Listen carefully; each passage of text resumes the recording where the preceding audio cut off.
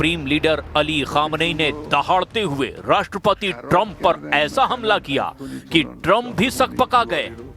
अब मजबूरी में ट्रंप भी ईरान के सुप्रीम लीडर पर तीखे हमले कर रहे हैं। जरा दो तस्वीरों के जरिए देखिए कि कैसे दोनों एक दूसरे पर अब वार पलटवार कर रहे हैं। मुजरिम मीदानी हम बखातिर तलफात हम बखातिर खसारात।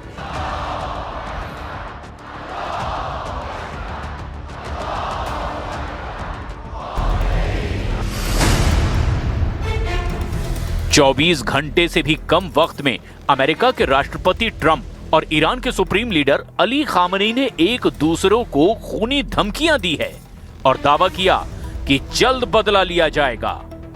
राष्ट्रपति ट्रंप ने जहां 86 साल के सुप्रीम लीडर अली खामनेई को ईरान का बीमार और सनकी शासक बताया, तो वहीं अली खामनेई ने ईरान में खूनी प्रदर्शनों के लिए ट्रंप को साजिश करता और खूनी अपराधी बता दिया है। ट्रंप ने खामनेई को एक बीमार व्यक्ति कहा और आरोप लगाया कि वो अपने ही लोगों का नरसंहार कर रहे हैं। ट्रंप ने कहा, नेतृत्व सम्मान से होता है, डर और मौत से नहीं।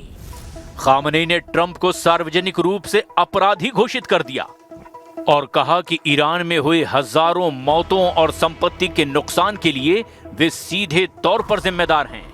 खामनेई ने आरोप लगाया कि ट्रंप व्यक्तिगत रूप से ईरान के आंतरिक मामलों में दखल दे रहे हैं और प्रदर्शनकारियों को हथियार और सैन्य समर्थन का लालच देकर उकसा रहे हैं। खामनेई ने कहा कि ट्रंप ईरानियों को अपमानित कर रहे हैं और हिंसक दंगाइयों को ईरान की जनता बताकर दुनिया को गुमराह कर रहे हैं। खामनेई ने दो टूक कह दिया कि अमेरिका की हार निश्चित है। खामनेई ने ट्रंप की तुलना फिरौन और मोहम्मद रजा शाह जैसे तानाशाहों से करते हुए कहा कि उनका पतन भी उनके अहंकार के कारण होगा। जबकि ट्रंप ने खामनेई पर भड़कते हुए कहा, ईरान में नए नेतृत्व की तलाश करने का समय आ गया है।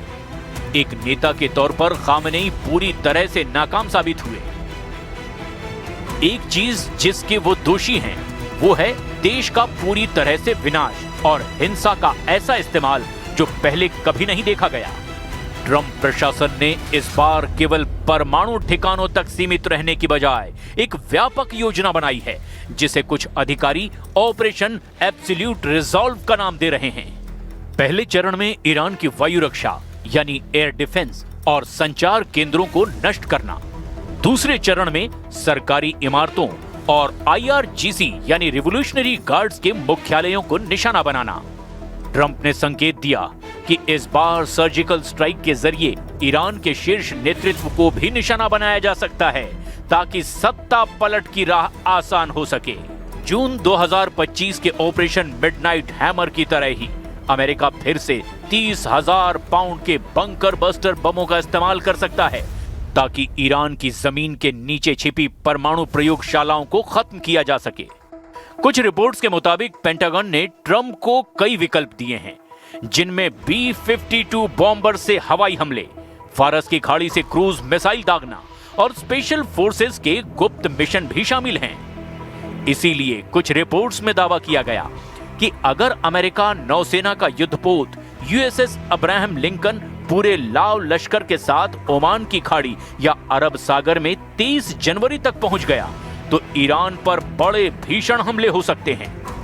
ट्रंप ने हाल ही में संकेत दिया कि वो अब कम घातक हमलों की बजाय भीषण स्ट्राइक पर विचार कर रहे हैं। इधर ईरान भी रूस और चीन के दम पर अब आर पार की जंग करने को तैयार है।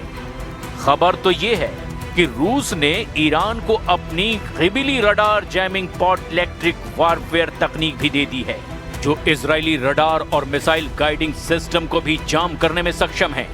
रिपोर्ट्स का दावा है कि Ghibli radar jamming pot America और इजराइल के हमलों के दौरान कवच का काम करेगा। रिपोर्ट के मुताबिक जनवरी 2026 के मध्य में चीन के भारी मालवाहक विमानों जैसे Y-20 ने ईरान के नो फ्लाई जोन के बीच तेहरान में इन मिसाइल बैटरियों की डिलीवरी भी की है।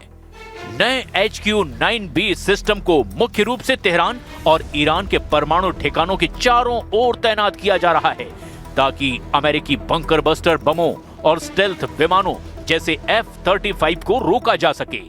जनवरी 2026 की शुरुआती रिपोर्ट के मुताबिक रूसी भारी परिवहन विमान AN-124 तेहरान में उतरे हैं। सैन्य विशेषज्ञों का मानना है कि इसमें S-400 की नई यूनिट्स थी। यह सिस्टम इजराइल के F-35 स्टिल्थ विमानों को ट्रैक करने और उन्हें मार गिराने में भी सक्षम है। इसे ईरान के नातांज परमाणु केंद्र के पास तैनात किए जाने की खबर है।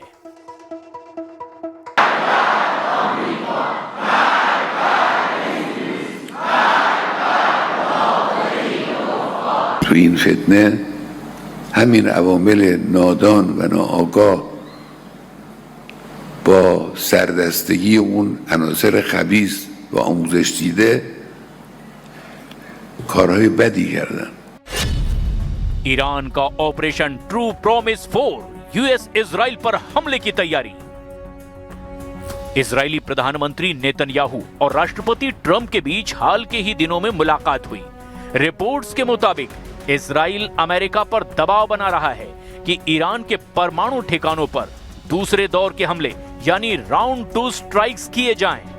ईरान का आरोप यह है कि प्रदर्शन इजराइल और अमेरिका की खुफिया एजेंसियों की बड़ी साजिश के तहत ईरान में हो रहे हैं और ये हिंसक प्रदर्शन उन्हीं के इशारे पर हैं। लेकिन साथ ही साथ ईरान ने अपनी जंगी तैयारी में भी कोई कोर कसर नहीं छोड़ी है। आप जरा देखिए, ईरान का ऑपरेशन ट्रू प्रॉमिस 4 अगर इजराइल और अमेरिका के खिलाफ होता है तो ईरान कौन कौन से मिसाइल और हथियारों का इस्तेमाल कर सकता है।